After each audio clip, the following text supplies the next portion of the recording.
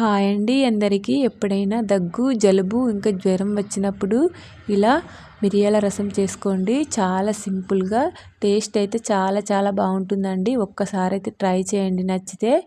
దీనికోసం అయితే ముందుగా ఒక చిన్న గిన్నెలో ఒక నిమ్మకాయ సైజ్ అంత చింతపండు అయితే మంచిగా కడుక్కొని నానబెట్టుకోండి. తర్వాత ఇంకో చిన్న బౌల్లో 1 టీ స్పూన్ మిరియాలు, 1/2 టీ స్పూన్ జీలకర్ర, ఇంకా 7-8 వెల్లుల్లిపాయలను ఇలా వేసుకొని కచ్చాపచ్చగా అయితే బరకగా అయితే దంచుకోండి. తర్వాత ఇప్పుడు స్టవ్ పై ఒక బౌల్ పెట్టుకొని ఆయిల్ వేసుకొని ఆవాలు అయితే వేసుకోవాలి. తర్వాత కొంచెం కరివేపాకు అయితే వేసుకుంటున్నాను. కరివేపాకు వేసుకున్న తర్వాత కొంచెం పసుపు వేసుకోండి. పసుపు కూడా వేసుకున్న తర్వాత ఇవన్నీ అయితే కలుపుకొని ఒక పండిన టమాటాని అయితే ఇలా కట్ చేసుకొని అయితే వేసుకోండి చిన్న ముక్కలుగా.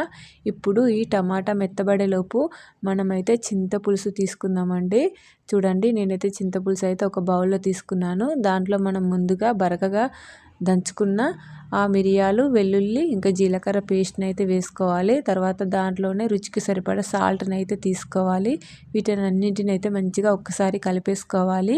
కలిపేసుకున్న తర్వాత పక్కకు పెట్టుకొని ఇప్పుడైతే చూడండి, స్టవ్ పైన టమాటా అయితే మగ్గిపోయింది కదా అండి, మొత్తం మెత్తబడిపోయింది. ఇప్పుడు మనం ముందుగా ప్రిపేర్ చేసుకున్న చింతపులుసుని అయితే ఇందులో వేసేసుకోవాలండి. అంతే, చాలా సింపుల్, చాలా బాగుంటుందండి. ఒక్కసారి అయితే ఇలా ట్రై చేయండి. చూడండి, చింతపులుసు వేసుకున్న తర్వాత దీన్ని అయితే ఒక్క పొంగు రానివ్వండి. ఒక్క పొంగు వచ్చిన తర్వాత ఇప్పుడు దీంట్లోకి అయితే కొంచెం కొత్తిమీర అయితే వేసుకోవాలి. అంతే అండి, చాలా సింపుల్. నచ్చితే లైక్ చేసి సబ్స్క్రైబ్ చేసుకోండి ప్లీజ్.